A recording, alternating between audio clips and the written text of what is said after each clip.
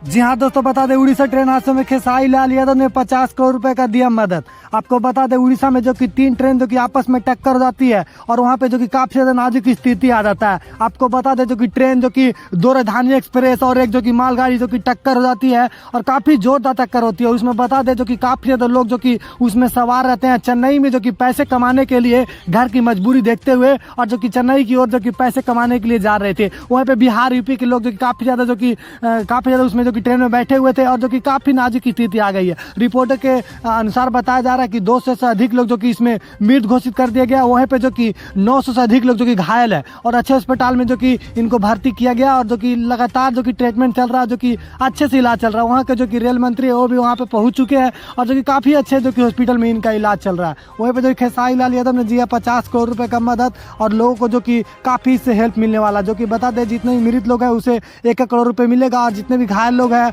उसे 1 लाख रुपए का जो कि खेसारी लाल यादव के द्वारा से दिया जाएगा। वहीं पे खेसारी लाल यादव की टीम कुछ ही देर में जो कि वहाँ पे उड़ीसा में देखने को मिलेंगे। खेसारी लाल ने ट्वीट करके बताया है कि हम बहुत ही जल्द जो कि वहाँ पे लोगों को जो कि देखने के लिए जाएंगे और हेल्प करेंगे। और इसे खेसारी लाल काफी ज्यादा जो कि दुख नजर आ रहे हैं। वहीं पे भोजपुरी का कोई भी सिंगर जो कि ऐसा कदम अभी तक नहीं उठाया। तो कहीं ना कहीं खेसारी लाल जो कि गरीबों को मसीहा के नाम से जाने जाते हैं, तो आप लोग भी इनके सपोर्ट करिए। जो कि उड़ीसा में जितने भी लोग हैं उसे छान विचार अभी किया जा रहा है कि क्या खेसारी लाल यादव और कितने भी टीम जो कि जितने बिहार के टीम थे उनको जो कि जांच किया जा रहा है खेसारी लाल यादव के द्वारा, टीम के द्वारा।